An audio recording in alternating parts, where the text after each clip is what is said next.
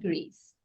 Yes, and history it's filled with shining examples from Gargi and Moitri, the learned scholars of ancient India, to Rani Lakshmibai, who rode into battles with fearless pride, from Mother Teresa, whose compassion touched millions, to Kalpana Chawla, who looked beyond the skies. Every era has seen women redefine strength and purpose. It's true that every era has seen women redefine strength and purpose. In our times, this spirit continues through young voices like Malala Yousafzai, who fought for every girl's right to learn, and Greta Thunberg, who stands tall for our planet's future.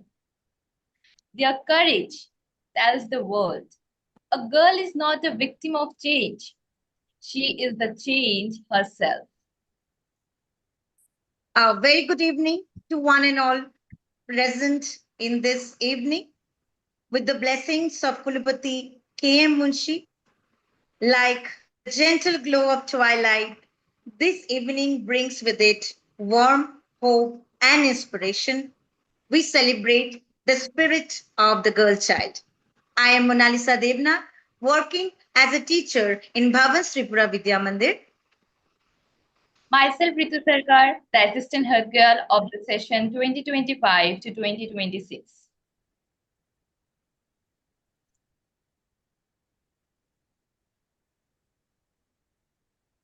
To celebrate the unstoppable spirit, the United Nations observes October 11th as the International Day of the Girl Child.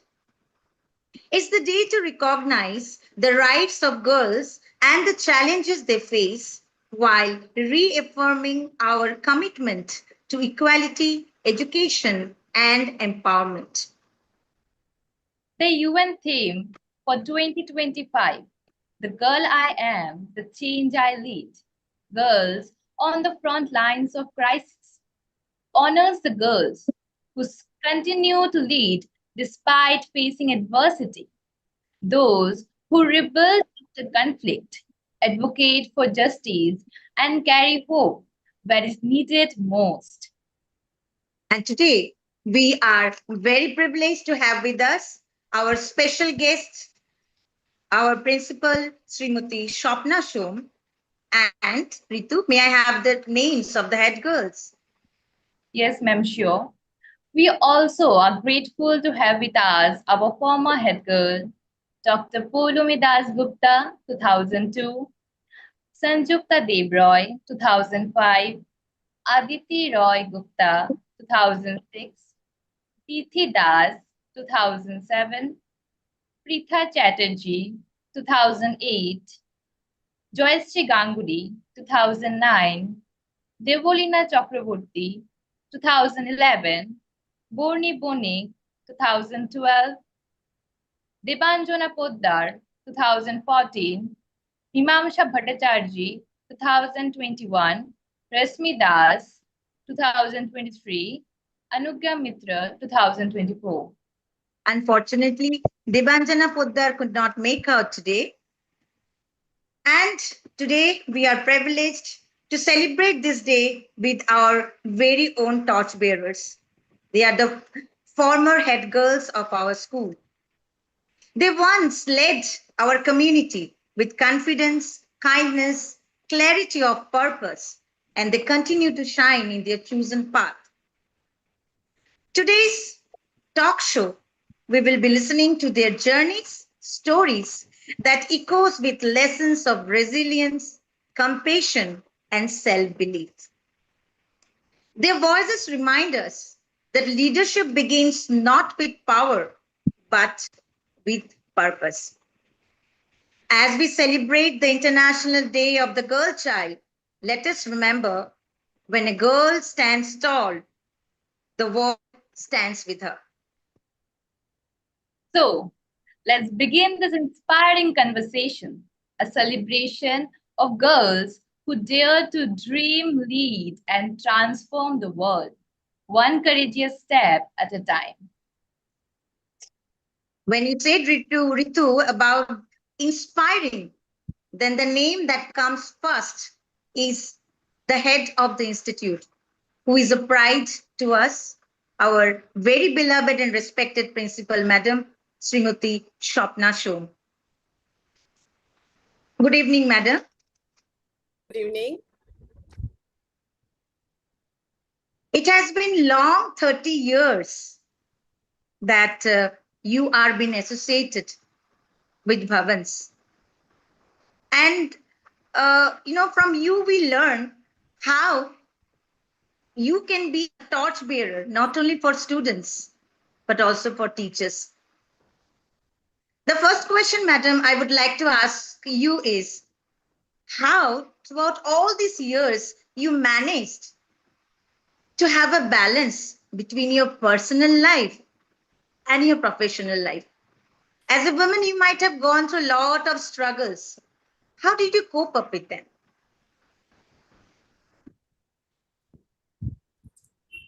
Thank you so much, Mona Lisa ma'am and Ritu.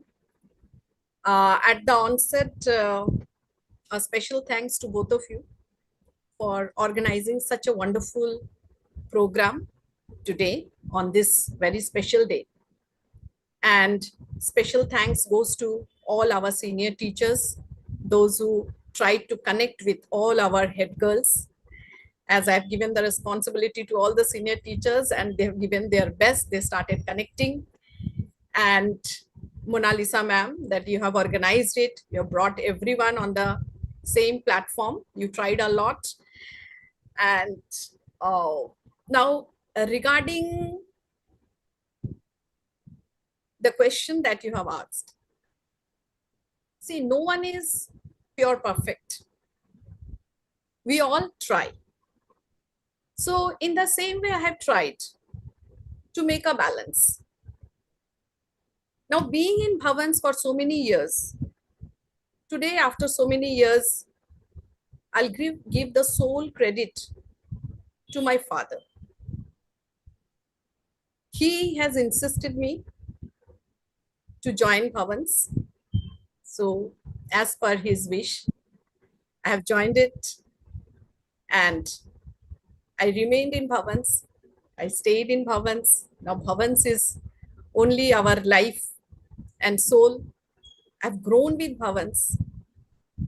I got matured with Bhavans, and remaining in this school, all my experiences, and today whatever you are seeing me, the whole credit goes to Bhavans and the children and the people, those who have time and again joined Bhavans and given it today's shape of Bhavan's Tripura Vidyamandir, which started in 1996.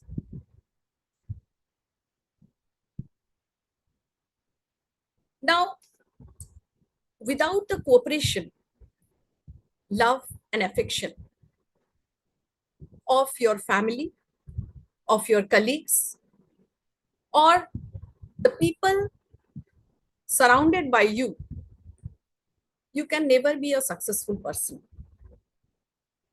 It requires a lot of support. Whatever today I am, no doubt, there was a continuous support from my family, from my colleagues, from my children, students, and all the well-wishers. As I said, that no one is perfect. We only have to dedicate ourselves wherever we are and whatever we are doing. Since I always wanted to become a teacher, that was my passion. I will not say that it was the passion since my childhood, but when we were small, we were not having any kind of aim, because you can understand that during that time, parents were not very focused about the career of their children. We used to go to school, come back, we have to study. That was the system, and we have grown in that way. But slowly, when I grew up, when I was in class 11 and 12, by seeing my teachers from that time only, I wanted to become a teacher. So that is the reason, since I have completed my graduation, post-graduation, I have taken training in B.Ed. So at that time in Tripura, there was no B.Ed college for the freshers. Only one B.Ed training college was there. That was only for the employees. So my father was also very supportive. So during that time, he has taken me to Bhubaneswar to do B.Ed. And after coming back from there, I worked in 1 or 2 schools, and then I joined Bhavans, and that was my destination. So when you achieve any perfection, means you have given a lot of time to it. So I don't know, people will decide whether I'm perfect or not in my work. But what I feel is that you have to, first point is that you have to set your priorities. So set your priority, what actually you wanted to do. Keep a balance. Unless and until you are able to keep a balance, you'll not be able to do justice anywhere.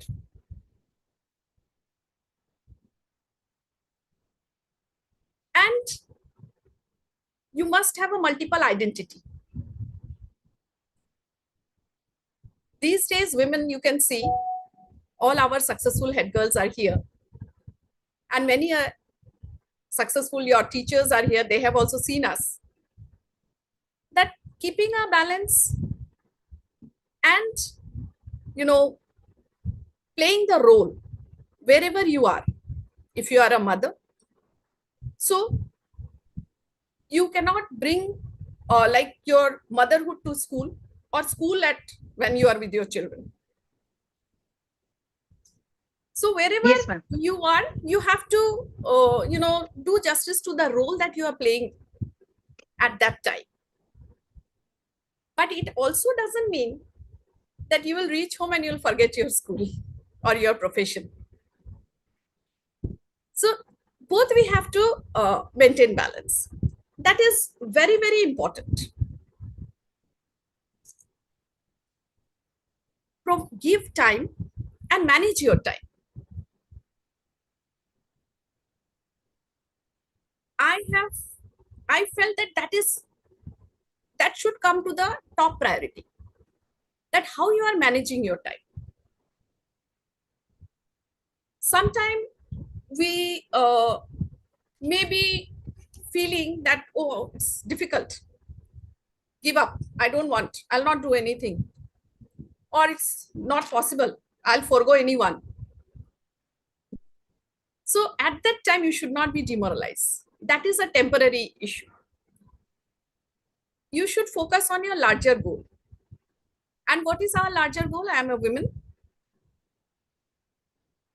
And I have to set an example that if you were going to manage your time in pure perfectly, then nothing is difficult. Do little bit of homework. Plan that what is my next venture. That is also very important. And above all, what I feel, self-care. If you are healthy, then you will be able to do. Nothing is a load on you. Taking care of yourself. Taking care. Self-care is very important. I always tell everyone that out of 24 hours, you must have a me time. It may be of 10 minutes. It may be of 15 minutes or 20 minutes, whatever. Well, it depends. Because most of us, we have seen our mother. They were round the day, they were busy. They were not having any time. I've seen my mother that she used to cook a lot of dishes, but when she is eating, nothing is there left out because she has served everything to us. True, Family ma'am. members True. were very big. End of the year, she started suffering from various kind of deficiency diseases. We will dedicate ourselves for everyone, but we must keep some time for self. Today's girls, they are much more smart. They know how to maintain life, keep a balance. We are seeing them. We are taking a lot of lessons from our girls, and I continuously try to be in touch with them or observe them from distance. And they are my great inspiration. And sometimes when people ask that after so many years also, I'm not praising myself. Why do you look so young? I said, my young girls keep me young. So what I will say, that maintaining a balance is not all about perfection. It's about peace. How peacefully you are handling the situation, how you are dedicating your time.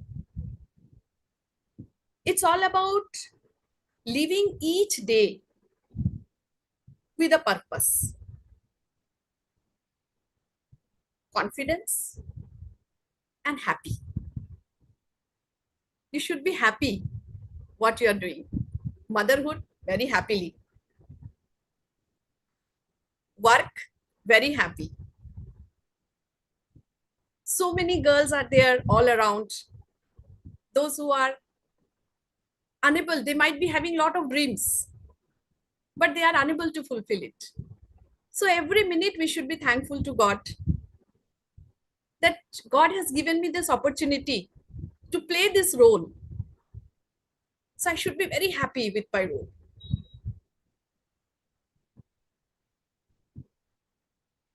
Another thing is that a balanced woman is not the one who does everything, that I'm doing everything, so I'm balanced, but the one who does everything with love and strength. I have cooked, I have served. That was my duty. So I have done my duty. But I have cooked nice food and I've served it happily. That will increase the taste of the food. And as I said, my strength is my family, my children, my institution, and all my well wishers and the lovely girls in front of me. Thank you so much, Mona Lisa, once again. Ma'am, that's why we say that you are a torchbearer. So many things you have said, and we see you every day. And each and everything that you said is not from books, but from your experience. The values that you have said just now, which we teach in the class, maybe in moral science, but you have lived it and you are telling it to us. Your each and every word is an inspiration for all of us, ma'am. And this is not at all scripted, whatever I'm saying to that beautiful lady on the screen. But yes, she is a hero for every woman who go through a lot of struggle, balancing family, professional life. But yes, prioritizing our the moment that we live, that is important. To give importance to the moment that we are living. Just now, our principal madam said, but yes, these are the things which are already been said by great, great saints and philosophers. Thank you so much, madam. And seeing all the beautiful ladies in one screen, it gives a very good vibe for starting with the program. Over to you, Ritu. Thank you, ma'am.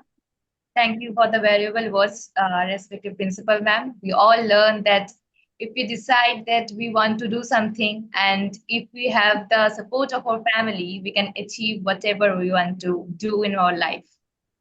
As we move further, let's start with our first former head girl, Dr. Polumi Das Gupta, who was our head girl in the year 2002.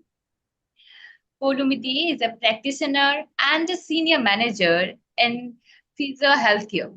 She practices music. She is a trained singer in Hindustani classical. She loves to play guitar and read a lot of storybooks. And my question to you is that what are the public health needs of girls and young women?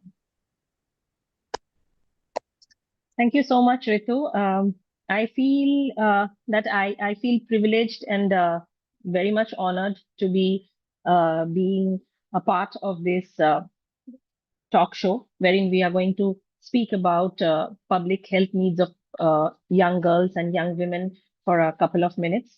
And just to add what Sapna ma'am had said, I am one of those who keep asking her, ma'am, how did you balance work life and professional life? And how do you look young? So young. So yeah, I am one of those. Yes. So, coming on to the topic, yeah, good evening to our principal ma'am, all my dear teachers, my dear Bhavanites. So today we have gathered here to celebrate the International Girl Child Day, a day that reminds us that every girl matters. So a quick, uh, digging deep into a few of the statistics which are really alarming. 59.1% adolescent girls are suffering from anemia, and in Tripura it is 67.2%. More than half of the young girls are suffering from anemia. Iron deficiency is markedly higher in girls, which is 31.3%, as compared to 11.5% in boys. Teenage pregnancy in Tripura alarmingly has increased from 18.88% in 2015-16 to 21.9% in 2022-23. And coming on to the global index, globally, poor menstrual hygiene and HPV, human papilloma virus, have caused 620,000 cases of cancer, mostly cervical cancer, and among them, 350,000 deaths each year. Can we believe it? 350,000 deaths each year, which could have been easily prevented. It's just a viral infection. It hits hard, right? So here we are speaking about the requirement of the public health needs of girls and young women. It's a burning topic of yesterday, today, and tomorrow. And this day reminds us that every girl child, they deserve to grow up healthy, safe, and strong. And who can be a person to better understand this rather than a person who is standing in my boat? I am a woman, I'm a doctor, and I am a mother to a girl child. So I understand this from every facet of life. So, as we come together to celebrate the day, we must also confront the challenges that stand in our way for the girls, and especially when it comes to health. And for far too long, the basic needs of girls, they have been overlooked, underfunded, and understudied in the medical fraternity also. It is time we prioritize the health and well-being of young girls and young women. Every girl child, they deserve to grow up healthy, strong, and free to make decisions about her own body and about her future. But in many parts of India and the world, as well as in our state, they still lack access to essential nutrition, clean water, menstrual hygiene, and such other basic health needs. And too many are denied accurate information of their bodies, and even the reproductive health is neglected. And there is also an additional stigma and silence that make these challenges even more harder to overcome. Investing in girls' health is not charity. Let's get it clear. It's actually smart public policy. And when girls have access to healthcare, vaccine, nutrition, and education, they are more likely to stay in school, avoid early marriage, early pregnancy, and contribute to their communities. And when young women receive reproductive health services and mental health support of utmost importance, they build stronger families, stronger economies, and a stronger nation. So we must ensure health systems are designed with girls, especially in mind, and they should be affordable, accessible, and respectful for the girl children. First comes the providing menstrual health education and products with dignity. Poor menstrual hygiene is a pervasive issue, and we need to provide affordable sanitary products. And we have learned this particular acronym in community medicine. I'm sure Dr. Mimansha would be aware about this. It's WASH. WA stands for water, S stands for sanitation, and H stands for hygiene. So, yes, WASH is our requirement. Also, we need to ensure access and reproductive health services. HPV being a major public health concern, it causes uterine cancer, and I've already said about the statistics of that. We must prioritize vaccination, which is of utmost importance these days. The screening and awareness of such, genitourinary cancers, which are very much preventable just with a vaccine. Supporting mental health needs and protection from gender-based violence, much importance. It has devastating physical and mental health consequences. And we need to, create a safe environment, support survivors, and hold the perpetrators accountable. And finally, equal access to sports, exercise, and nutrition for the health needs of our young girls and women. But the most powerful change happens when girls are just not beneficiaries, but leaders. So let us give them the information, the resources, and the platform they need to shape their futures.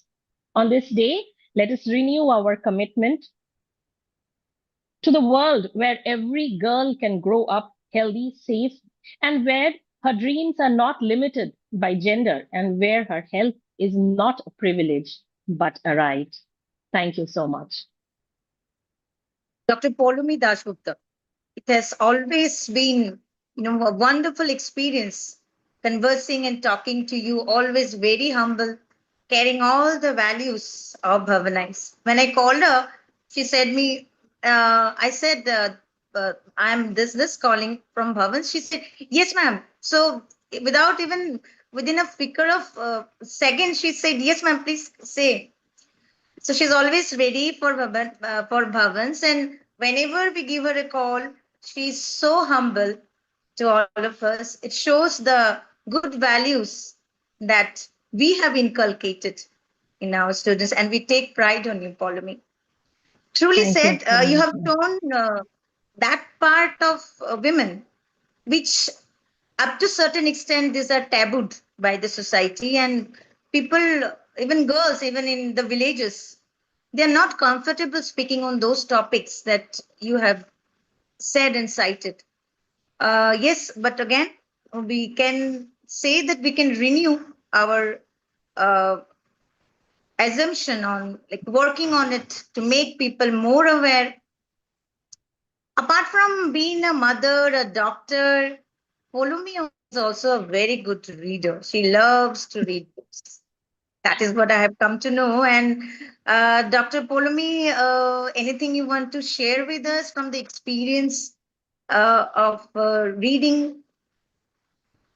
Thank you so much, ma'am, for all the wonderful words. Yes, I have been inspired from teachers like our principal, ma'am, and teachers whom we had seen back then, and teachers now like you, Madhumita, ma'am, Mala, ma'am, and Priya, ma'am. It feels it's such a it takes me back in time, and more than storybooks, we don't even need storybooks when we see such teachers, such lady teachers in front of us who inspires us so much. And even now, ma'am, we see so many inspiring ladies. As ma'am was saying about her father, even my mother, extremely inspiring. When you see such people at home and at school, you grow up in a different way. So I was lucky in that perspective. Coming to storybooks, the last one that I was reading was the autobiography of Indra Nooyi. It's like my life in full.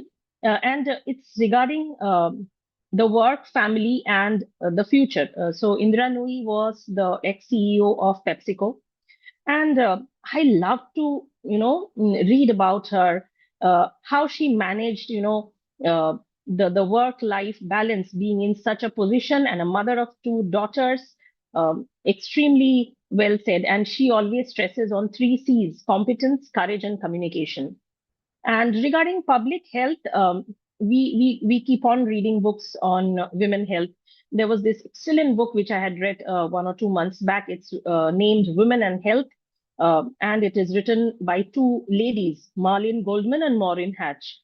Extremely insightful regarding the world requirement of human women health, especially of girls and uh, young women. So I would suggest and request all our young Bhavanites, do give it a try. Give that book a try if you want to know more about public health. It literally opened my eyes. So yeah, thank you so much once again, ma'am. Thank you, Dr. Polumi. You really, actually, if we see in depth, it is we women who can bring the change. We just don't need to rely on others. Awareness and, as in the very beginning principle, Madam said, self-love. So love for yourself can only make you aware. And when you are aware, then you can overcome of whatever hurdles come in front of you. Thank you so much. Please be with us. Surely, Uh, ma'am. Thank you. our next head girl is that of 2005, Sanjukta Debroy. Sanjukta is an MBA. She has done an MBA in HR, and formerly she had worked as a project manager at NHM. Good evening, Sanjukta. Good evening, ma'am. A very good Good evening, Sanjukta. everyone, How my are you respected doing? friends, every night is it feels so good to get connected after so many years. And whenever I visit my school, now my son, he's also studying in Bhavans in class 10. Every time I visit with him, it feels like yesterday that I passed out from this institute. And whenever I see my respected teachers, who is now also his teacher, I ask them, see, son, they are even my teachers. Now they are your teacher. So it feels a big pride for me when I say, yes, they are my teacher and now they are your teacher. So whatever today, what we learn is from the teachers only. Because what I am today, what I've learned in my entire lifetime, uh, is from the school, and the school, it means the teachers. So it's a proud moment for me that after so many years, our teachers have taken this initiative to celebrate this International Girls Child Day with all the former head girls.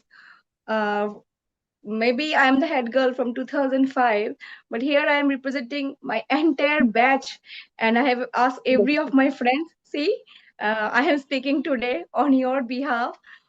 So you enjoy the talk show and you will feel connected. It will be like, no, it was not in back 2005. It's like yesterday. So thank you for inviting me over here and making me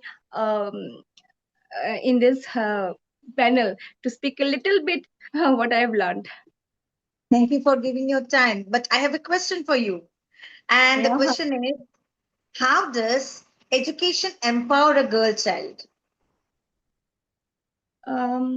For me, I'm a mother of two children, a boy and a girl.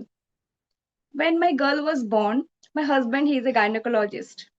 Everyone around me, oh, a girl is, you have got a girl, you have got a girl child. In Bengali, মেয়েরা পরের বাড়ি চলে যাবে ছেড়ে একদিন. That is the thing, it hurted me. I said, she just born. And my husband, who is a gynecologist, he said, ignore. Society তো অনেক কিছু বলবে, leave. And then I said, okay. From that day, I've decided now I'm a housewife. I'm working for my family because they need me. that they have decided that no, society though, okay, fine, they have their own rules and own thinking, but when my girl she'll a little grow up little, I'll just impart my uh, way of thinking. They know you have to get educated, because the only weapon where you will learn to say yes to your right and no to all the challenges, it will come only by educating yourself. So for me, education is one of the most powerful tool for girls empowerment, because it transforms not just individual lives but the entire communities and societies around us. Few point, like it boosts the confidence and self-esteem. It promotes economic development, which means when you are educated enough, you will get very big job opportunities where it will lead to reducing dependency on others. It promotes health and well-being, where they make better choices about their body, about their lifestyle, and yes, this impulse to a healthier generation.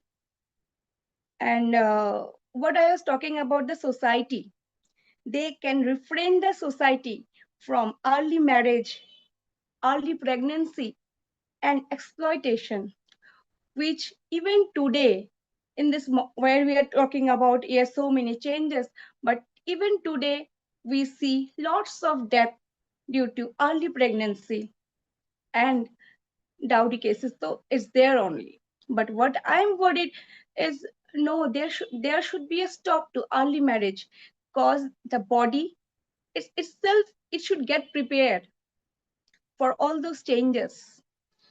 And education, when they spend maximum time in school, there is less chance of child labor. Education gives the power to a girl to say no to every challenges and yes to their rights. And it is the only weapon to fight against the injustice that is even today girls are facing. Lastly, when talking about girls, we have seen Rani Lakshmi Bai, then Mother Teresa. Even today, when the Operation Sindoor was, uh, it it was led by all the team of girls. So the nation's development and productivity, to some extent, it is on girls, because we have seen girls, they may be uh, physically strong, but emotionally they are very strong, because what I have seen, girls are like they make better decision when there is some hush and rush. So I think girls contribute a lot to the national security and productivity. In recent times, what I have seen, girls, once they are graduated, they run after this and that. No, first the utmost priority for yourself is self-love, self-care, self-independence, and that can only comes in the way by education. Education is not like you read and okay, finish your course and complete. No, it makes your life more filtered. It gives you more chances to see what is around you, what is good for you, what is bad for you. It helps to make strong choices, to stand tall, to fight for you. And education, what I say, job, everything is there. But nowadays, there was this thing, oh, girl child, she one day she'll get married. What will be with their parents? No. If you want to stand by your parents in their old age, so you have to be independent, and for this you need not to depend on others, what others will say. It's your parents, it's your life. Get independent, look after your parents who have given you the beautiful life and what you are today. So for me and for every parent, I ask them, please give your girls a wings to fly, so that they can get their dream comes true. And yes, marriage is not the only thing. There are a lot more of things. Education is the only thing, which is the only way to get all your dream comes true. And this is the only asset a parent can give to their girls, their daughters, for a healthy lifestyle, for a healthy life. So materialistic things, okay, fine. But I ask and request every parents around me, no, no, no, don't think of marriage. Think of their education first. Make them independent. Then everything will come in their way. For me, education, it gives the power to stand tall, make choices for a beautiful future of herself. And education is the only thing which can help you when you are alone in the whole world, in the society, which can gives you a strong view, and it is the only thing which give you the voice. Yes, what I am for this. What I am today, it will be for my this, because when you are educated, when you are having a good job, when you are having a good lifestyle, there are maybe so many things around you.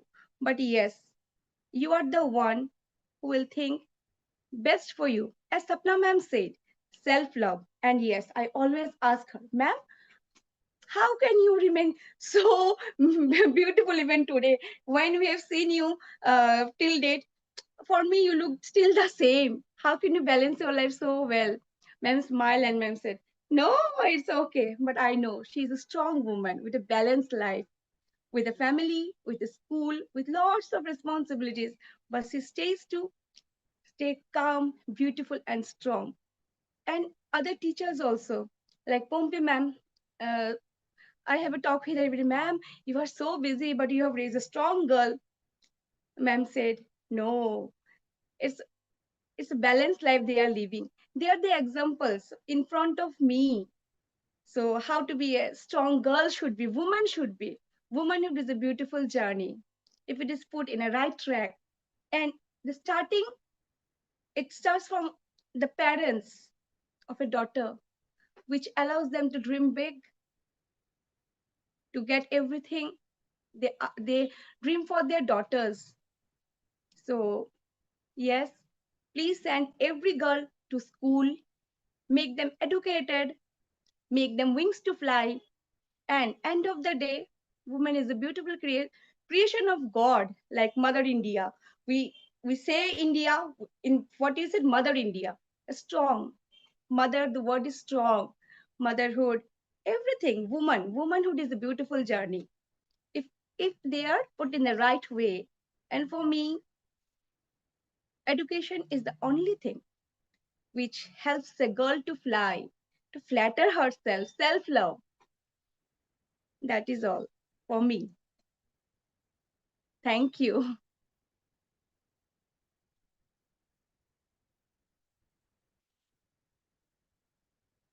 Thank you, Sanjukta Di, for your valuable words. We all get to learn that how much important it is to give your girl child, especially your girl child, education, which will give us the freedom, the the things that we want to do in our life. Everything comes from education, as you said. Thank you so much, Di. Thank you for inviting me and give me a platform to share my views, my thinking to everyone with you all. Thank you, Thanks. Sanjukta. Let's move to towards our next former girl, Aditi. I hope you are there in the discussion. Yes, yes, I'm here. So, how are you? Yeah, Very good good, good. evening. Good evening, ma'am. So, Aditi is a lead analyst for Singapore's largest telco company. And my question to you, Aditi, is what are some common stereotypes or biases that girls face, and how can we change them? Yeah. Thank you so much for remembering us, all the former head girls, on this special day. It's always great to connect, to Bhavans.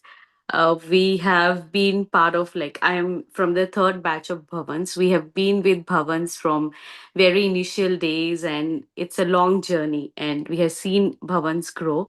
So it's really nostalgic, to connect to all the previous, uh, seniors and also to the juniors on this particular day.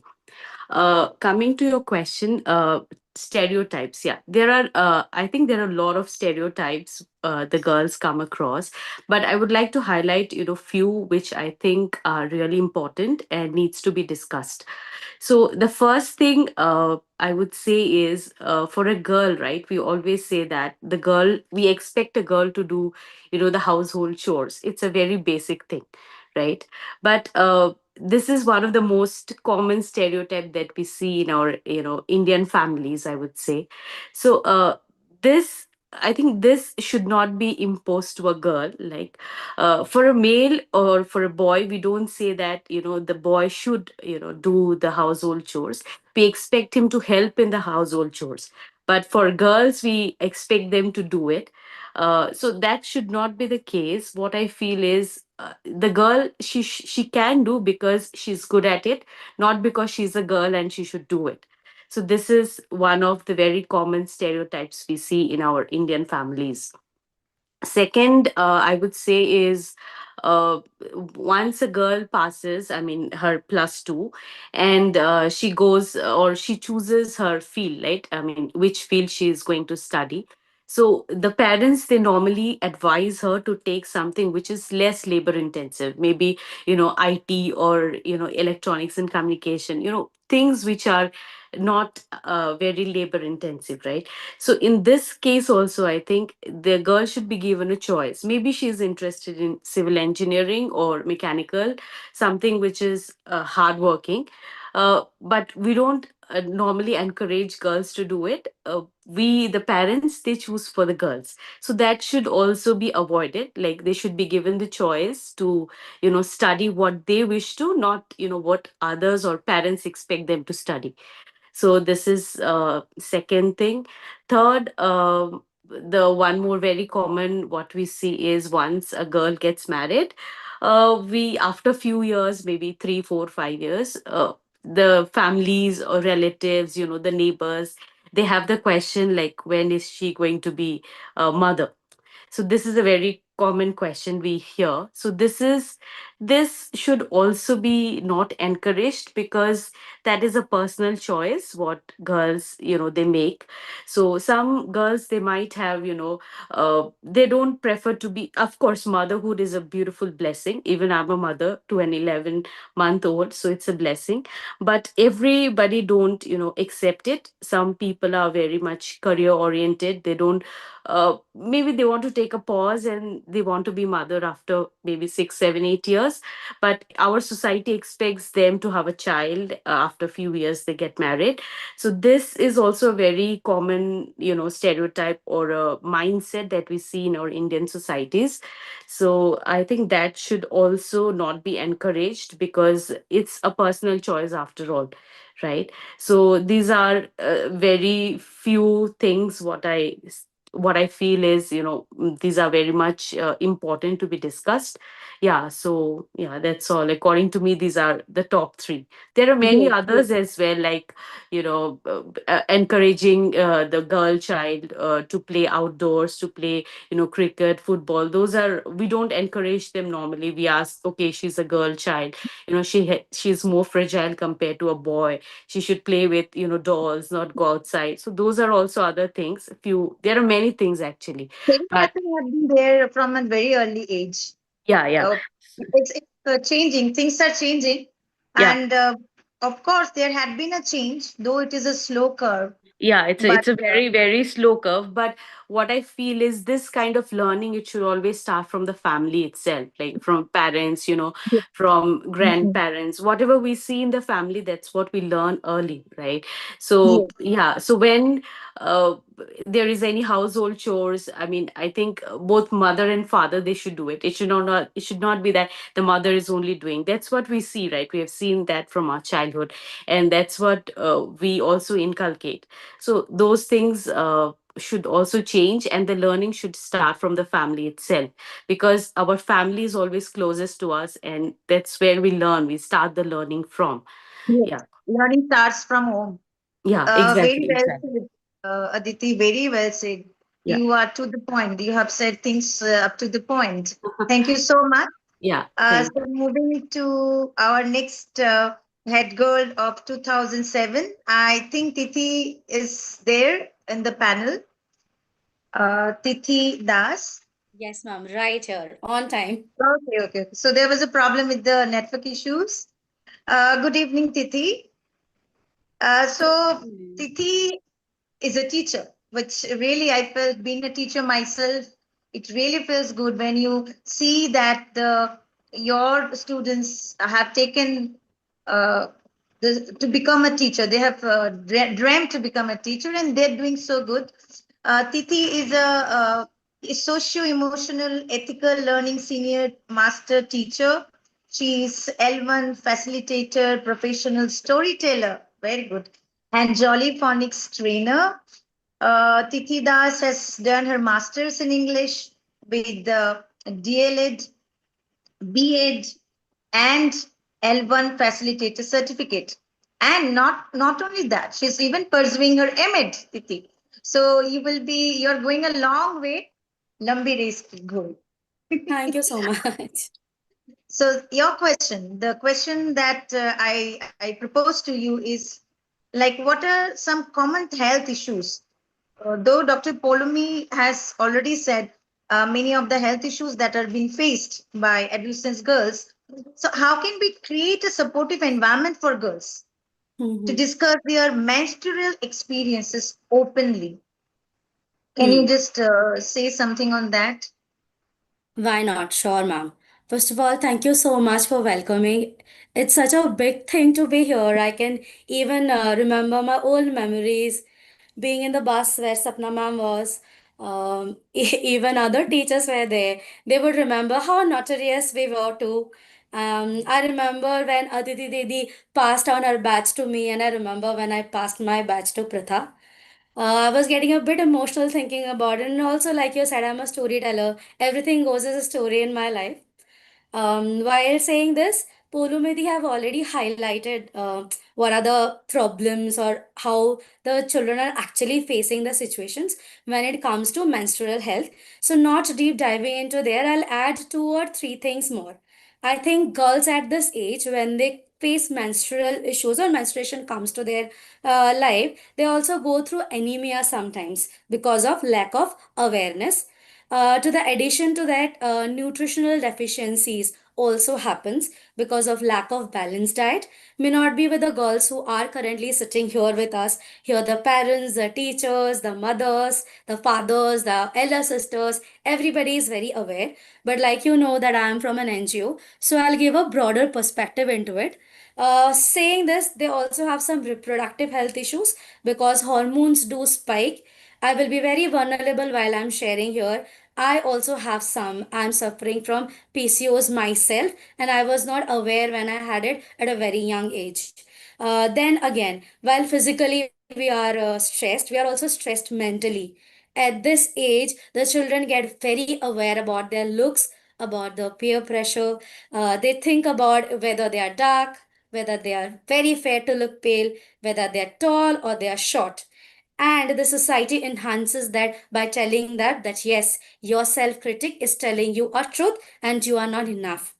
So yes, when Sanjukta Di was talking about कि लड़की तो चली जाएगी BA हुए जावे, even I was thinking about the same because yes, so much like Sapna ma'am, I do also have a single daughter, the only pride which I hold very close to my heart, and I will never think that child would be getting married very soon. So yes, adding on to that, lack of physical activity. When we think about girls, what we think? We think dance classes jabe, na hole singing classes jabe. My daughter has become a taboo right now because she is going only for kickboxings and karates and swimming classes and got a very short haircut, never wears a frock and is only in her shorts. So that is how the situation, though I'm not in Agartala, a very far off place, I'm in a city right now, still it persists and exists. So what I wanted to really say here, if it is a boy or a girl, doesn't matter, physical activity for every age is very important. True, Now, very true. while I say this, creating a supportive environment, how it starts? It starts from home. Why do a girl needs to hide the pad ka packet in the cupboard and can't keep it in her shelf in a study table? Like if books are important, the pad, the sanitary napkin is equally important. Come on, normalize the conversations on a dining table. It doesn't need to become in a bathroom. Let us not do that. If we are educating our girls for menstrual hygiene and the mothers, why not the fathers and the sons as well? Why can't the brother go and get a sanitary napkin for the sister while it is a requirement? Why her friends cannot support her in such kind of situations? So yes, normalizing the context would be very important. Then creating a very close knit peer group support where maybe a counselor, maybe a teacher, the mother, the sister can be there, keeping a bag handy of a kit, a beautified kit of sanitary napkins, some beautiful tissue papers, some lovely sprays. The order is also unbearable. Why not to give it to our girls when the age comes? We should think about it, prepare the kit, beautify it, tell her how purified she is and how this can help her in such situations. Parental involvement, while I say about the kid, is must. To not talk to the girls, first talk to the parents. Because we Correct. tell the girls it's a taboo. The mothers are hiding the sanitary pads. It should not be happening. If I am hiding, my daughter will think it's a taboo. It's me who needs to start it first, showing it's nothing to shy about. My body is getting purified. Come on, we go to Kamakhya Devi also because she bleeds and it is enhanced as it's so beautiful thing to be the part of it. Without periods, uh, Paulami Didi, Mansha, we cannot be mothers, right? So if you want There won't be. babies, come on, accept that periods are going to come and eventually they will go. Saying this, if you see the girl child is in stress, counseling is very important in the phase of adolescence. It's just not periods, it's just not your physic, it's your mental stress which build ups, which we see, right? Padhai, they study a lot. Come on, 10th boards, then parents will say it would end. No, it never ends. 12th, it never ends. It keeps on boiling and it will grow. So when the parents are telling them, okay, beta, after 10th, nothing is going to come. No, tell them the truth. No, we are building you for the next step. Nowadays, even in our schools also, Hmm. we are having some like when girls are brought and they are being said about all the Yes, menstrual problems openly. yes. It has been discussed now with small students, and we do it nowadays. We are doing it in our school so that students are aware that there are nothing to hide. They can speak Hmm. up whatever problem they are having. They can come up with to the teachers, and there is nothing to hide even with their peer groups. Maybe Hmm. it is a Hmm. boy. True, So true. again, I will tell that yes, it is Very slow nicely because said. I just want to interfere for 1 minute, Monalisa ma'am, with your permission. sure, ma'am. Very well said, Titi. It's many of the points Thank you, we mom. came to know from you. So we, in your school also, like in Bhavans, we have started taking from many years. We have started taking that mental health and Hmm. wellness classes, and we are That's openly great. discussing it. But Lovely. some of the points which you have highlighted, definitely will follow it. And I would love request all our head girls, those who are not in Agartala, staying outside. Whenever you are dropping in, we would whenever you are dropping in, please knock us so that we can, you'll be able to take some sessions for an hour or something to for your juniors in the school itself. That would be a great help.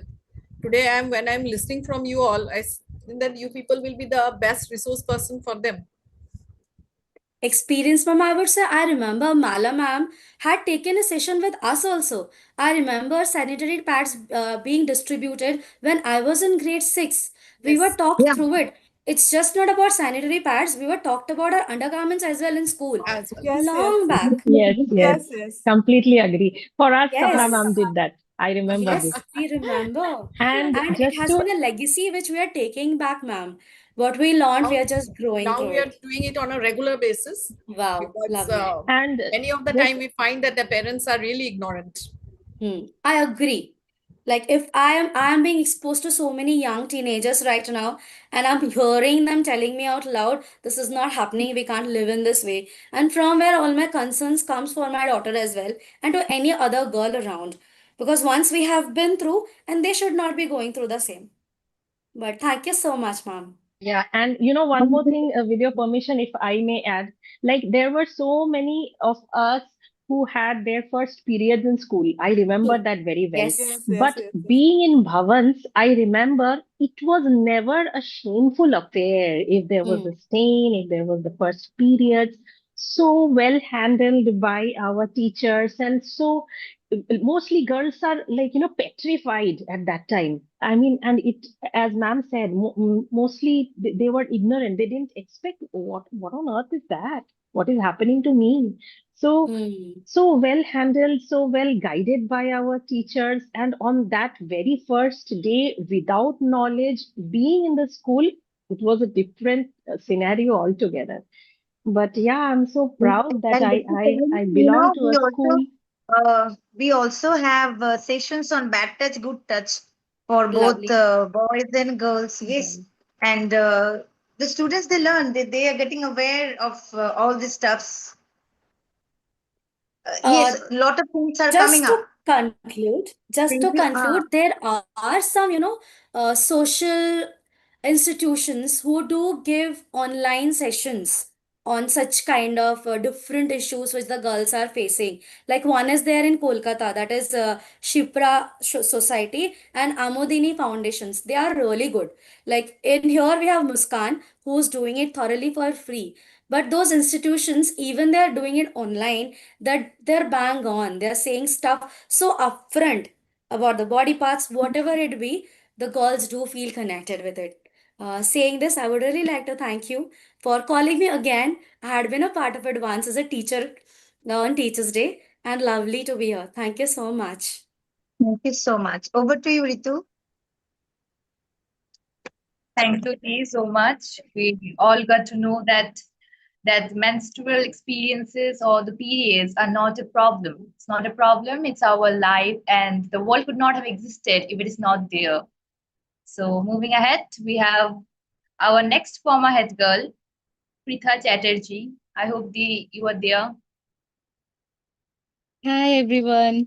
It's such a nostalgic time for me. It's kind of a fog for me that I totally disconnected from everybody after moving to Germany. So it feels so far. But now coming back to this session, like memories are coming back to me like waves, and like I cannot imagine the amount of happiness I'm feeling. And it's kind of like because I'm a new mom, so it's kind of I feel like it's it's a me time for me today. I would say I'm enjoying it so much.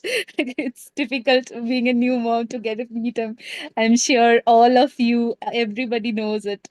And especially after seeing Shopna ma'am and Mala ma'am, Pompi ma'am, and everybody, Priya ma'am, I'm so elated to see every one of you, and also the former and the future and the like my juniors, head girls. And I cannot tell how much happy I'm feeling today.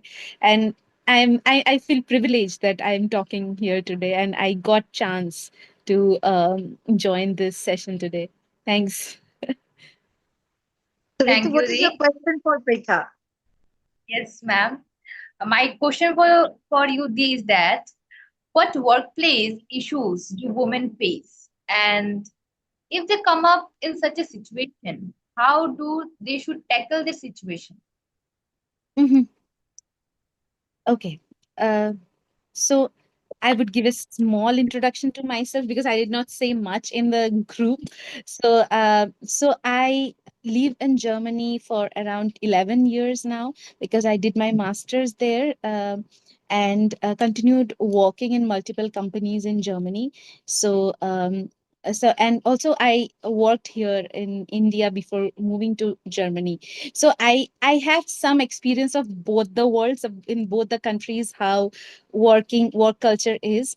But I would say the issues faced by women are very similar. Like they are not different in two countries. Maybe the approach, how it is handled, that is different. So like there are multiple challenges which is faced by women and a girl.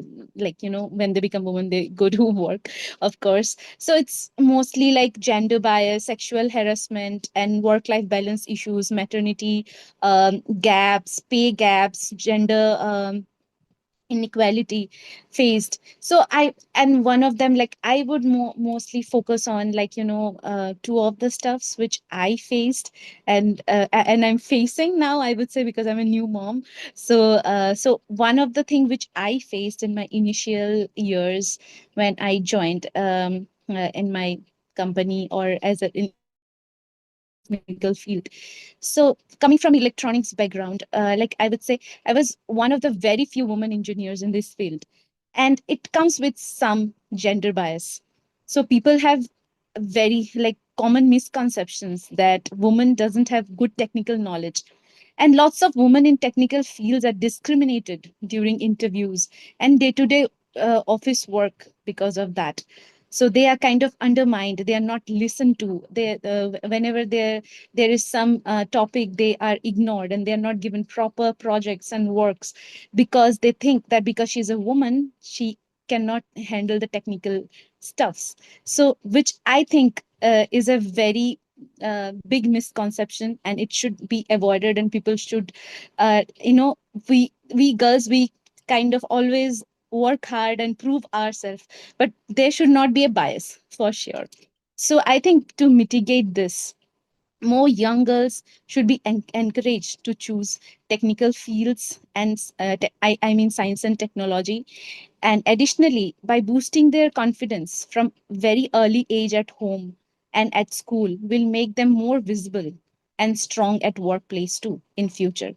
And I think being head girls and being part of different, I remember in school we had different, not only head girls, there was not only head girl, I'm sure it's still now, there is cultural head, there is sports head. So I think from our school I can say that it's very, like, we can take an example from our school, that it's very important that you give children, and also young girls as well, especially young girls, an exposure to leadership from that age, and that boosts confidence. And this will definitely help when they go into the workplace, and they project their confidence. It's not only about your knowledge, it's also you project your confidence. And of course, I'm sure women always, they try their level best to work hard and balance everything. So another challenge which I feel is very dominant, which I am facing right now. So it is kind of like it's the work-life balance, which we were talking about, and how Sapna ma'am and all our ma'ams have mastered it through. So I would say, like, juggling work with societal expectations of caregiving responsibilities often lead to burnout for women. And as a result, a lot of women leave their jobs after becoming mother.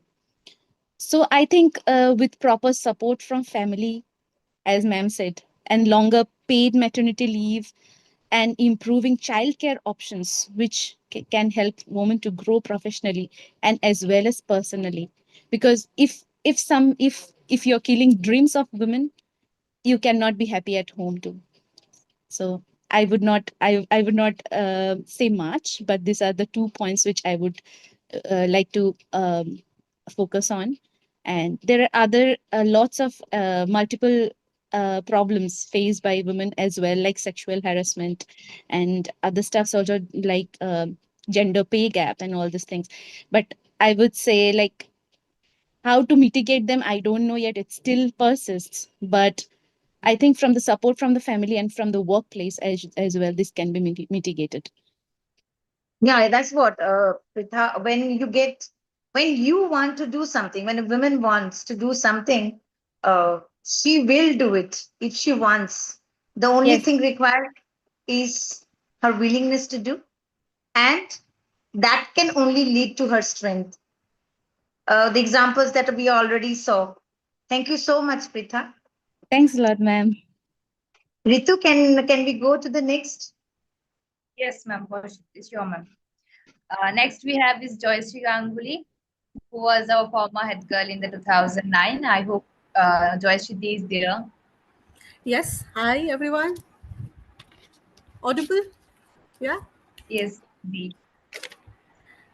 I would like to start by thanking all the teachers. So I just happened to be at school yesterday, and I am unable to get over the fact, the kind of warmth that I have received. I met most of the senior teachers. I met also Mona Lisa ma'am yesterday, and I think the warmth, the belongingness, even now at school, is like beyond words. I mean, there are no words that I can explain. And the kind of, I think it's beyond the education thing that our school provides. We have a very intense emotional connect. Like I was telling one of my batchmates with whom I went to school yesterday, like we have memories at every corner of the school.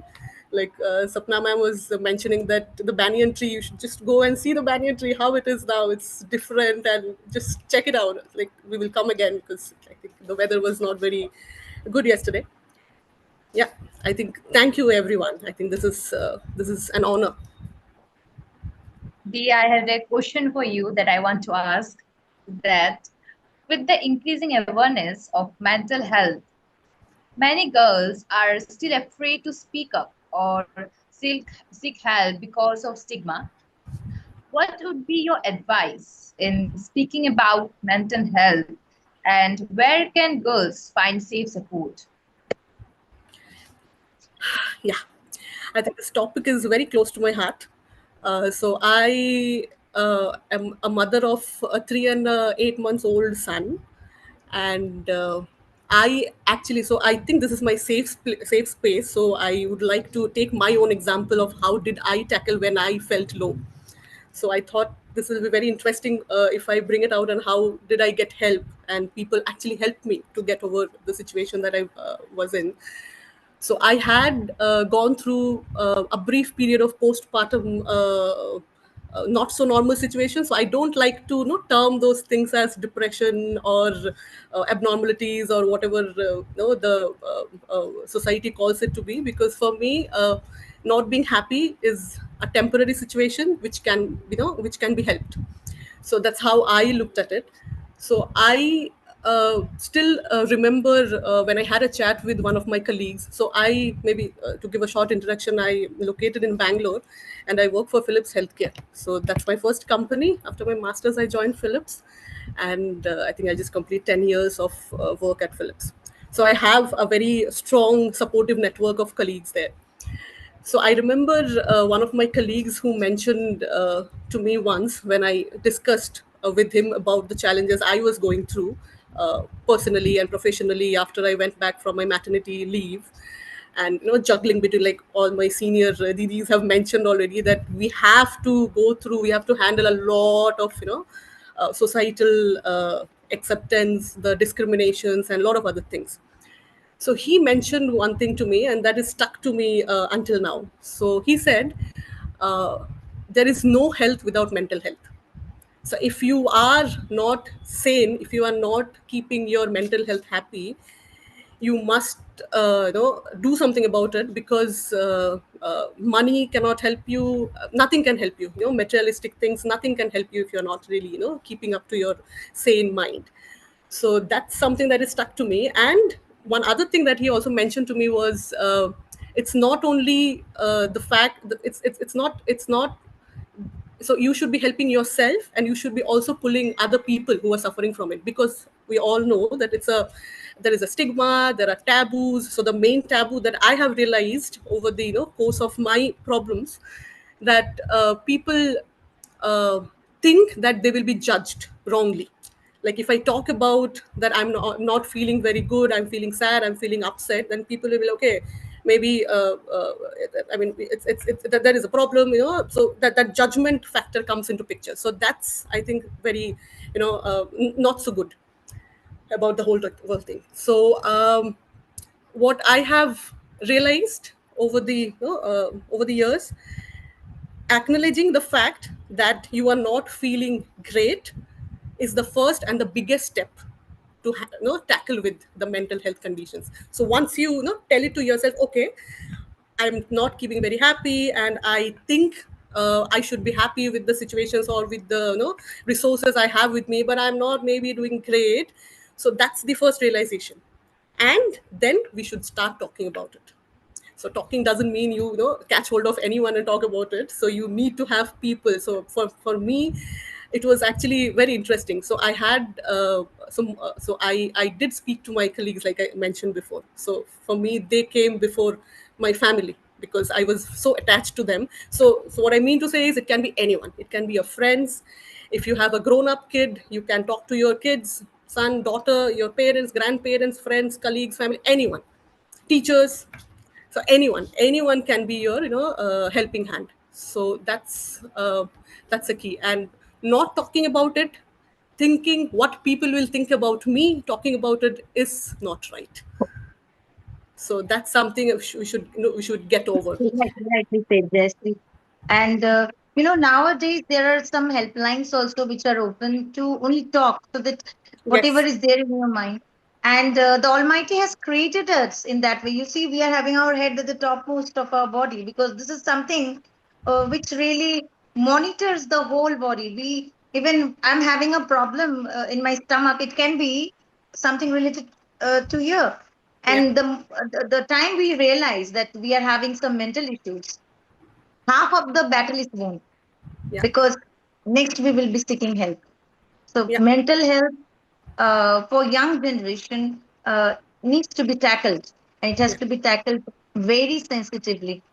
Thank you so much for your time. Moving to our next is Debulina Chakraborty. Debulina, are you there?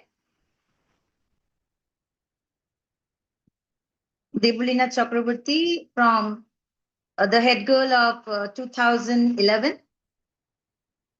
Okay, let's wait for her, and let me go to the next former head girl. Am I audible? That is, Dabolina hello. is there, madam. Dabolina is there. Yes. Hello. Am I audible? Yes, Debolina. Yes, yes. Now you are audible and visible both. Yes. How are you? Yeah, Good there might evening. be some network issue. I'm fine. How are you? I'm great. Hello. So Debolina Okay. is It's an really advocate very, and she's practicing in the Honorable High Court of Tripura. So that's a great honor to yes. that you are here with us. Debolina, you might be knowing Yes. laws, Even an advocate, you know so many rights and laws. You're learned, you might have yes. read through all the books. The right to equality. Uh, it is prevalent in our society that right to equality is for everyone. But then, Yes. are women really empowered? In order to give empowerment to women, right to equality, there's so many people telling that there is right to equality, but are women really empowered? And if empowered, then, or if not, then who are to be blamed for it? Okay. So first of all, I think I'm audible now. Yes, yes, they will. Yes. Okay.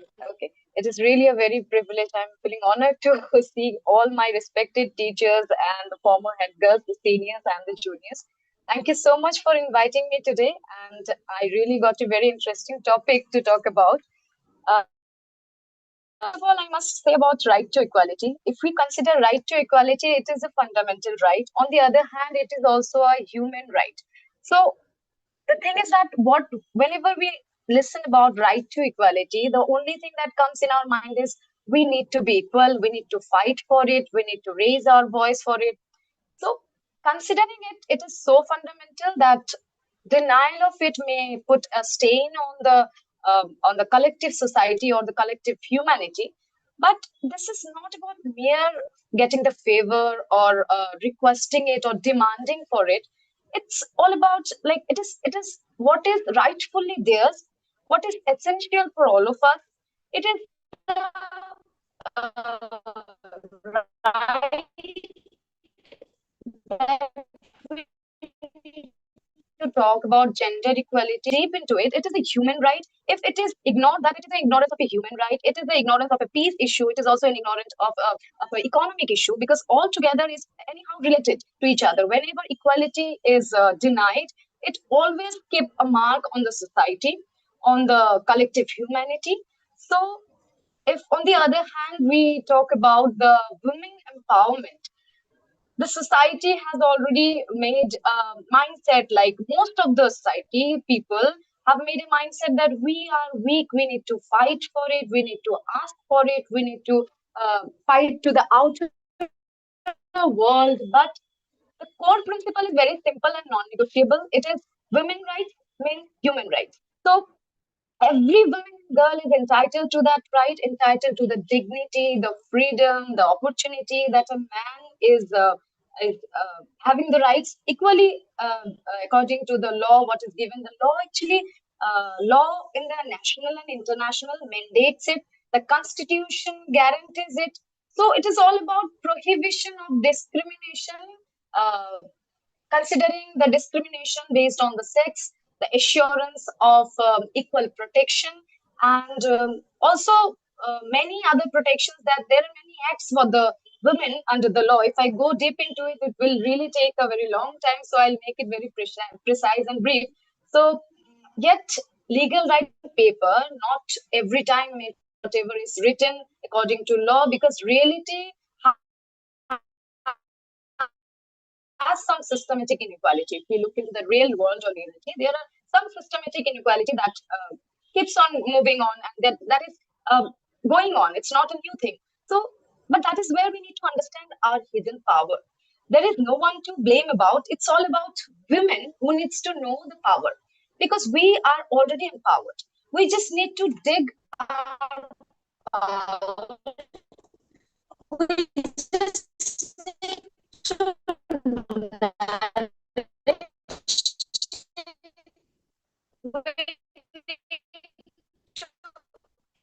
enhance it.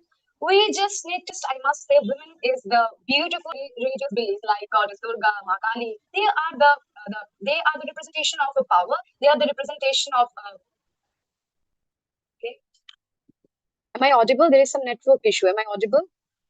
Yes, yes, Debulina, though there is some issue, but Yeah, now yeah, it's I fine, think. it's fine. Hello.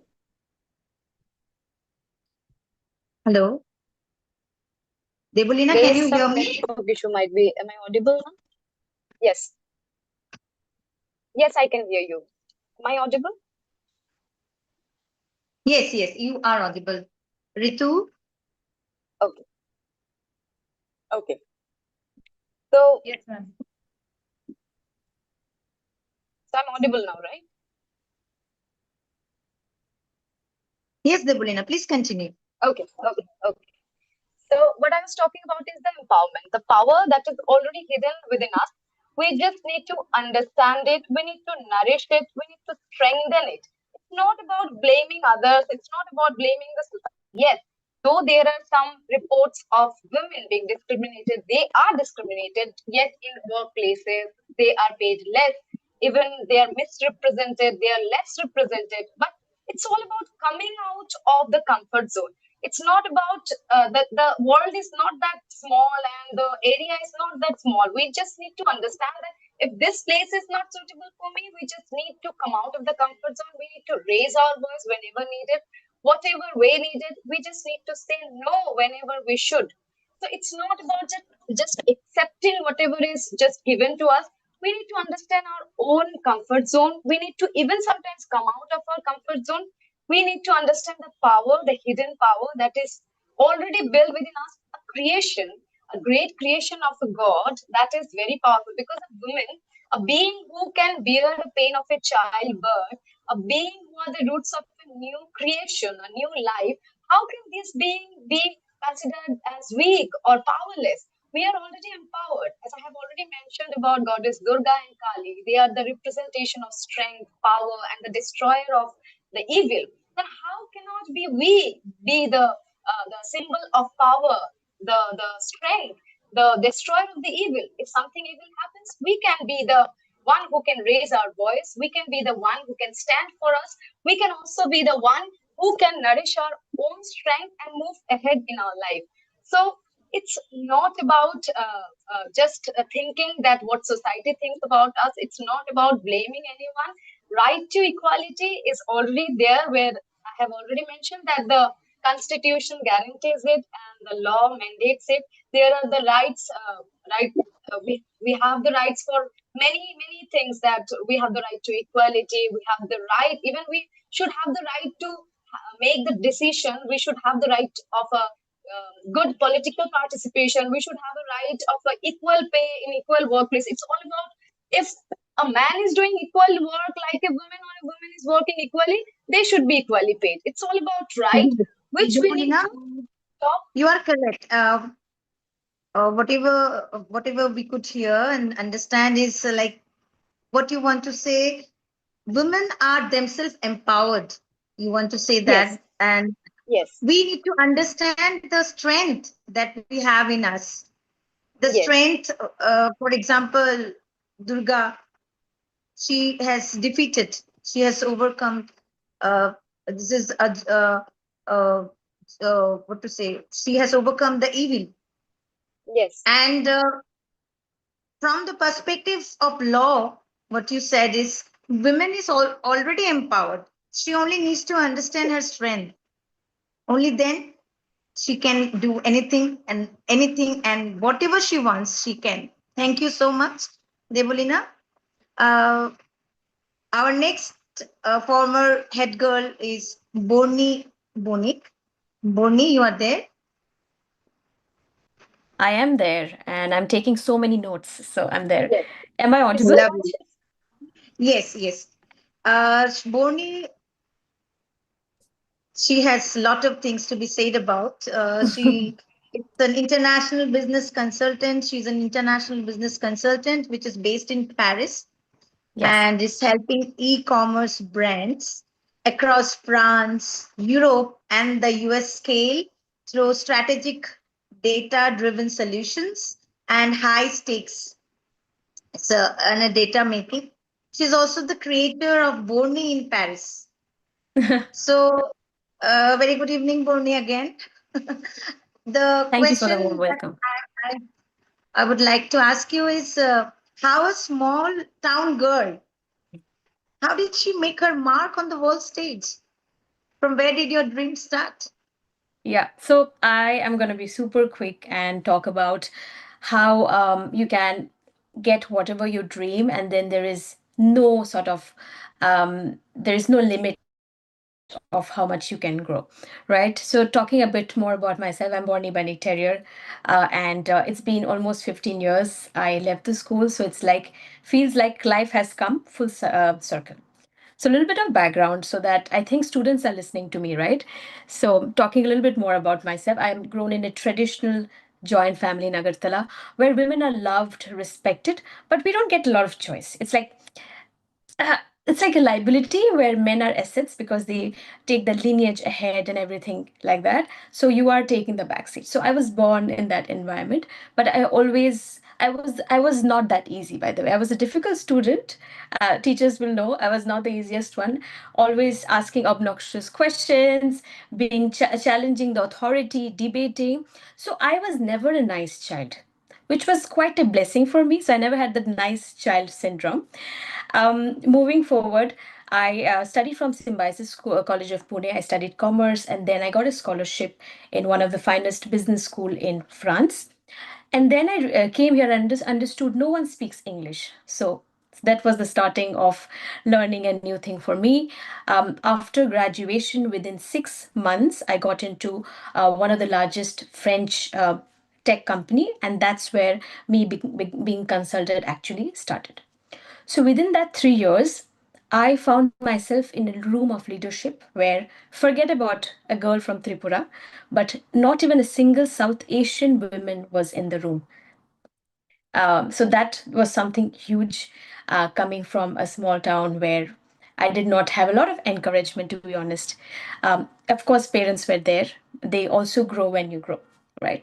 So today I work with e-commerce brands, and I'm closing around 100 to 500,000 euros deals every year. So which means that 99% of clients and people I work with is men, right? Which is a bit contradictory to how traditional Bengali women are being bought, right? We need to be nice, we cannot take space, we need to be first supporting someone else's need before us. So that was totally a contradiction to what we were taught, and that is not taught in business school, right? At the age of 28, I was a leader. I was into the leadership, and I bought my new home because I was so tired hearing that Mayara to shoshur barite jaibo. And I'm like, so what is my home? Is it shoshur bari na bapir bari? And I'm like, I will buy my nijer bari. So I bought my new home at the age of 28. After 3 years, I have my new home. Okay. So this is like success, but I am a fantastic person who fails every other day. And to talk about, I'm not ashamed. I failed in English in 7th standard and a couple of subjects here and there. But then I was topper on 12th standard. Topper in 12th standard. I think I was topper in state as well, second or third. And then I failed in law admission because I was too proud of myself. So what I want to say is that we women, we want to be successful. The success is not linear. It's like the ETF market, there will be drips, right? So I have like 4 things to talk about. What will give you tools in order to have success and big build big businesses if you want to make money and have representation. Okay, first is resilience. Okay, so as I said, success is like the stock market. You're going to drip, so you should be able to pick yourself up and get back to it because you have a goal. Second is take space. We are taught to be humble, which is nice, right? Sometimes we shrink ourselves, right? And we think that we don't belong to rooms. So we need to take space and think that yes, we belong. And that is how you're going to be into rooms you never imagined you could be. And that's where you make impact. The third is, so in all this, what I said about today, Shapna ma'am knows very well. Not a lot of people supported me. Okay. So the third thing is applaud for yourself because no one is going to come and clap for you, right? So it is not easy. And the fourth thing, which is need of time, is expand the table, right? When you have more opportunities, this is the time we embrace the sisterhood, right? It's no more a luxury, but that's how you build real power. So this is my story, a bit of failure, and 4 things I wanted to share, which I guess might make some impact. That's all my journey, and it's just about courage and consistency. You deserve to take pride on yourself, and God bless you. May you keep on rising and get everything that you want in your life. Thank you so much. Thank you so much. I need that. That's a long journey. Thank you. Over to you, Ritu. Thank you, Dee.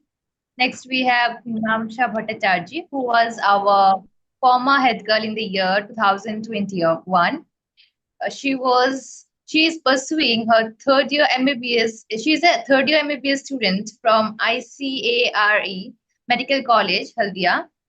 She's actively involved in cultural committee and in organizing and managing college events. I hope she's there with us. Yes. Very good Hello, Dee. evening to all my beloved teachers, my seniors, juniors, and everyone who is watching us today through this virtual platform. I feel really honored and grateful to my alma mater for organizing such a wonderful program on the occasion of International Day of the Girl Child and making me a part of it. Hello, Dee. Hello. I had a question for you that I want to ask. What does leadership mean to you? And how can head girls use their position to inspire others? Talking about your question, Ritu, leadership is not about the power or the position. To me, it is the art of influencing and inspiring people to work together.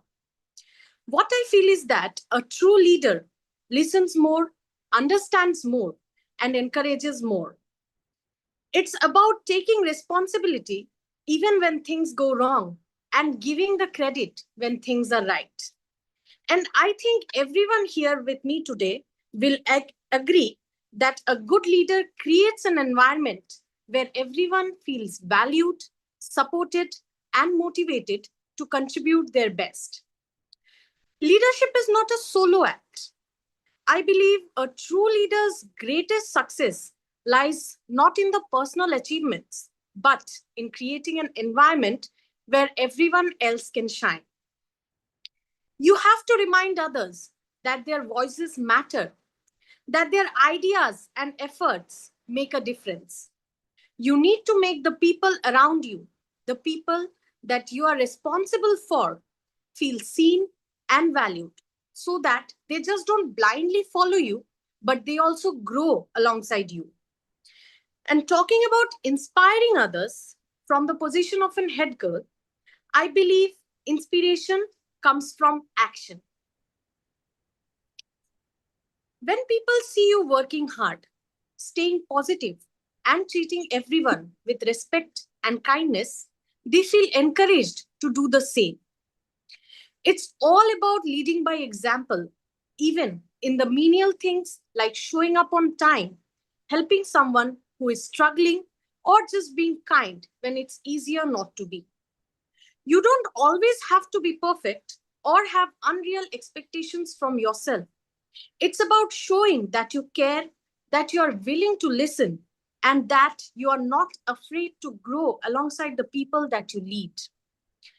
There definitely are many challenges that comes with the position. There will be days when things don't go as planned, but that's where true leadership shines. Not when everything is easy, but when you find the courage to stay hopeful, to keep trying, and to bring others alongside you. Finally, I would like to thank all my respected teachers and our respected principal madam for showing me what true leadership looks like. Our little girl is growing up to become a big leader. Really, it's nice to hear you, Mimansha. Thank you, And ma'am. I came to know that you read a lot of books. Yes, I Definitely. think all my teachers can vouch for that since I was doing that instead of reading textbooks in class. Yes, and being a teacher of English literature, I really want to ask you a question. Yes, ma'am.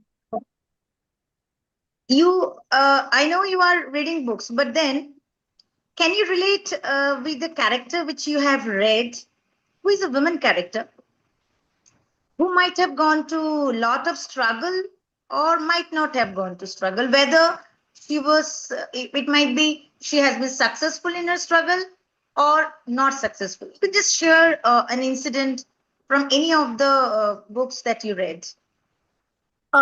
Listening to your question, ma'am, one book that comes to my mind immediately is called The Palace of Illusions by Chitra Banerjee Divakaruni. I don't know if everyone has heard of it, but if you have not, I would suggest giving it a read. It is a retelling of one of India's greatest epics, that is the Mahabharata, through the eyes of Draupadi. As we all Okay. know, Draupadi is a woman caught in power, politics, and patriarchy. What makes Draupadi so compelling to me in this book is that she never accepts silence as her fate. She questions everything, the gods, the rules, and even her own dharma. Draupadi here, she is not meek. She demands justice, she demands her dignity back. She builds her own palace of illusions, not just the physical palace, but also the metaphor for her inner world, her dreams, and the life she wants to lead without a man's influence or control. She does not escape her struggle per se in the book, but she rises within them.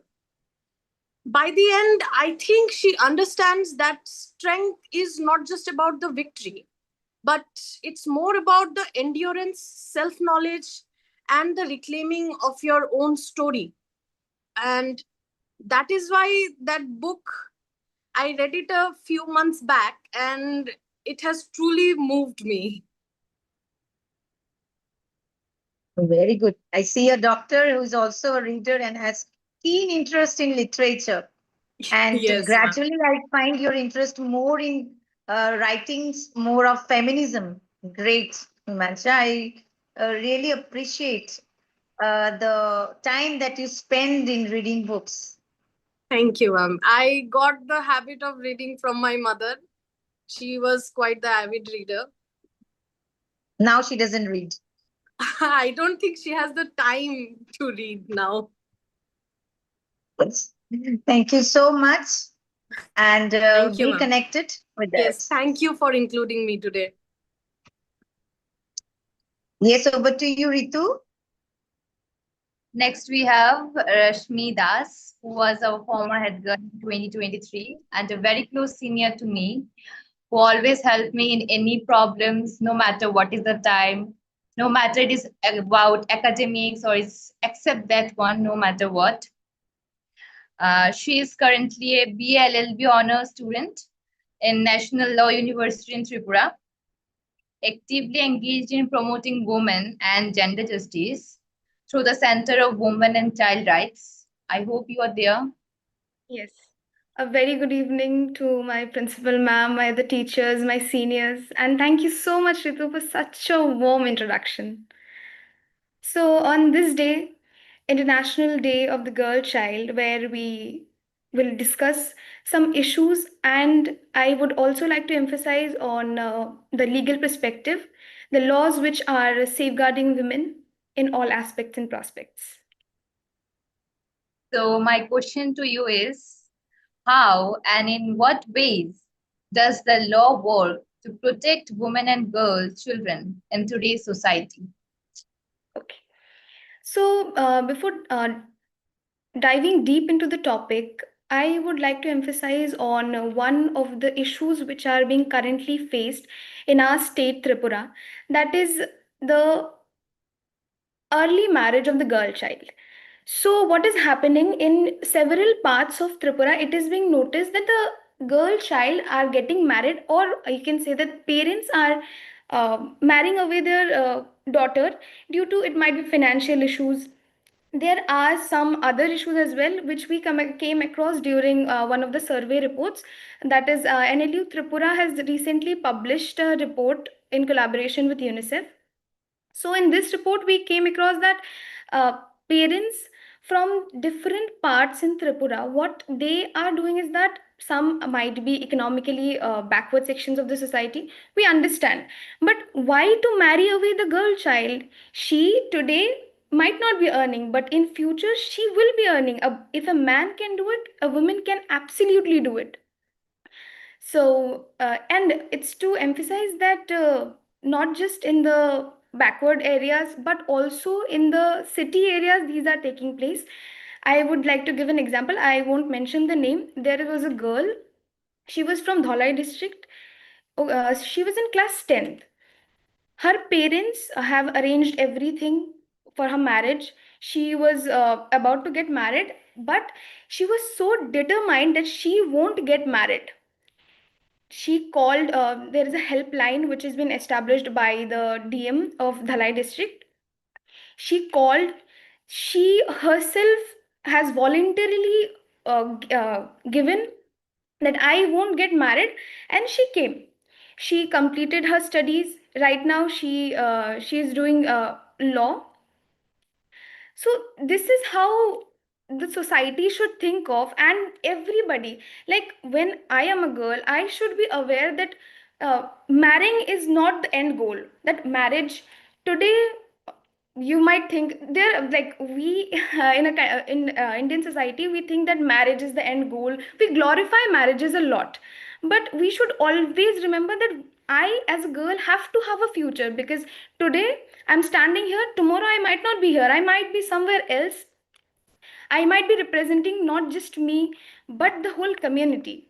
So this is a very important thing, I feel. And there is another issue which arises due to the child marriage, is that the pregnancy which takes place.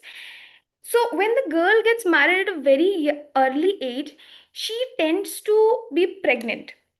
So what are the problems which arises later? During the birth of the child, she might die, because we all know that the female body goes through a lot of changes, which with time comes. So before time, if she conceives, it might lead to her death. And child bride today is a silent woman tomorrow. If that girl is getting married today, she might not be able to represent herself at any place. She might just get involved in doing the household chores. Although I appreciate all the ladies out there, even my mother is a homemaker.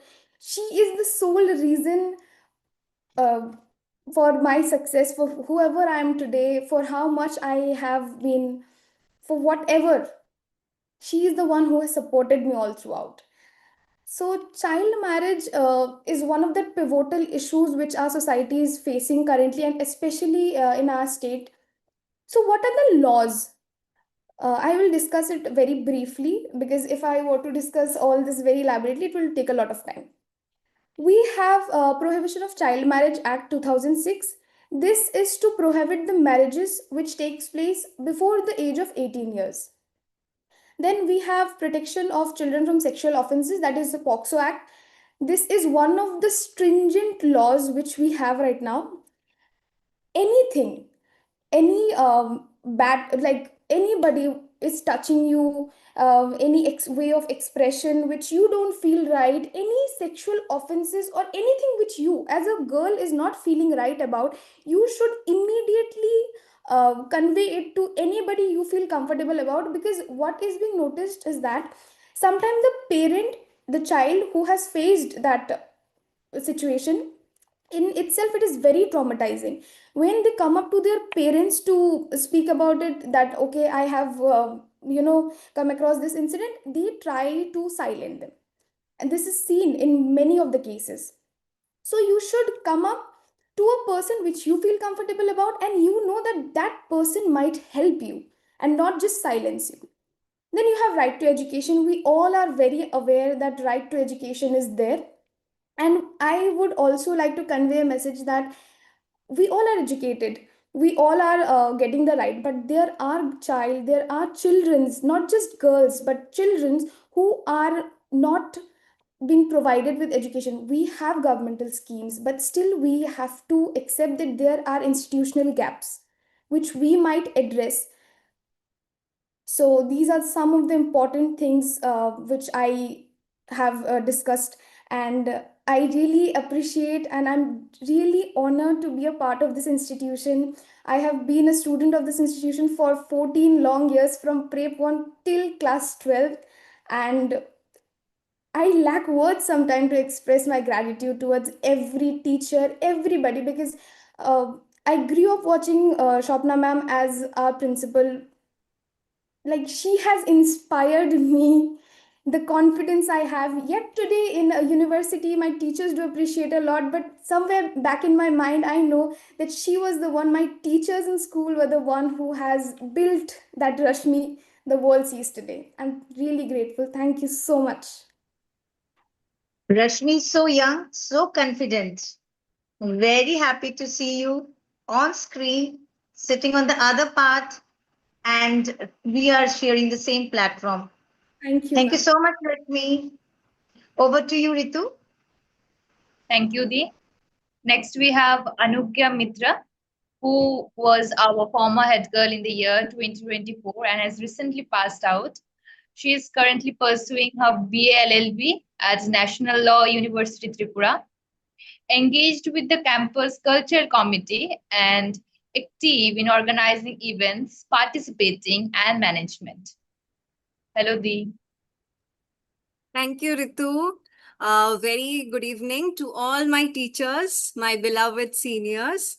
So, yes, I am the most recent passed out head girl of Bhavans, and I'm truly grateful to the institution for giving me the privilege to connect again with my Bhavans family. And how can I not mention the wave of nostalgia as I'm here sharing the same platform with my seniors, Mimamsha Di, Rashmi Di, and all my beloved seniors with whom I couldn't get in touch physically, but now see we are here through the Zoom meeting. So this is Thank one you, of the Dee. advantages of AI, that we are Yes, using it yes, definitely. The positive side and throughout one the of the world. best side of Yes. AI.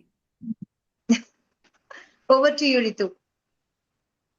The question that I want to ask is, how does cyberbullying impact the mental health of young girls? Okay. So my seniors have already highlighted several alarming issues that are being faced by the girl child.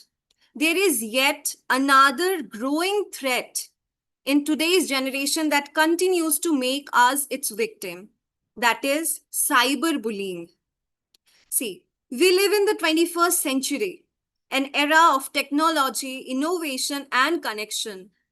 With just one tap, we can reach anyone, anywhere in the world.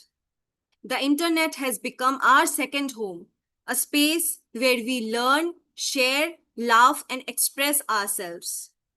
But just as light brings shadow, the digital world too has a darker side, cyberbullying. So, I will be giving a brief introduction of what cyberbullying is. Cyberbullying is the use of technology, that is, social media, messages, or any online platforms to humiliate, threaten, or emotionally harm someone. Unlike traditional bullying that ends when the school bell rings, cyberbullying never stops. It travels with us through our phones, our screens, and our minds. And among all the victims, young girls often become the most vulnerable targets in a society that constantly tell us how we should behave, how we should talk, how we should dress. We have got the most judged platform, the cyber cell, which is harsh and unforgiving. The impact of cyberbullying on young girls is not just digital, it is psychological, emotional, and deeply personal. It quietly seeps into their mental state, affecting every layer of their lives, from their thoughts to their ambitions. A young girl facing constant online harassment often finds herself trapped in a cycle of fear, humiliation, and self doubt. The pressure of constant judgment can lead to anxiety, where every notification feels like a threat. Over time, this grows into depression, a feeling of isolation and worthlessness that slowly dulls the spark within her. This emotional strain naturally impacts her academic performance and concentration, as her mind remains burdened by fear rather than curiosity. Confidence fades, creativity shrinks, and her once bright goals begin to feel distant. But the truth is, in today's digital age, we cannot simply disconnect from the cyber world. It is a part of our lives, our education, our communication, even our identity. So, the real challenge is not escaping it, but living with awareness. We must learn to use the internet with strength and intelligence, not emotion and impulse. Our phones are powerful, but our minds are the most powerful of everything. Being a law student, I have come across many real life cases of cyberbullying. And what hurts even more is that most of them don't even know where to seek help or whom to turn to.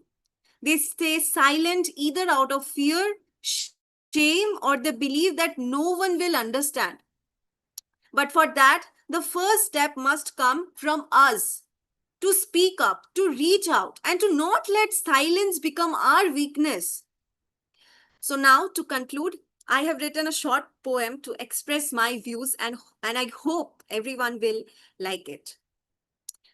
In the shadows of screens where whispers sting, let courage rise and hope take wing. One voice, one hand, one heart can light the darkest corners of a lonely night. For every girl deserves to see a world online where she can be free. Thank you. And I'm again very, very grateful that I was given this topic, this very sensitive topic that many girls are being preyed by this uh, dangerous cyber cell. And yes, as me and Rashmidi, we both are in the same university. Teachers praise us, and back in mind, we think of what rooted us, what were our roots, in what warmth we grew up. In the school, we never felt anything less than the boys. We were as strong as the boys, and yes, and I hope that I will be carrying this legacy of Bhavan's, what Bhavans has given inside me. So thank you so much again for having me, for including me. Thank you so much. Very nicely penned down, Anugrah. The poem that you have written is very inspiring too. May God bless you Thank you and so you much, rise ma'am. to level of success. So, with that, we have already come to the end of this talk show. And let us remember one thing that with every girl is a story of strength, a song of hope, and a spark of change. Our deepest gratitude to our former head girls for sharing the inspiring journeys, to our respected principal ma'am and teachers for their unwavering support, and to our wonderful audience for being part of this celebration.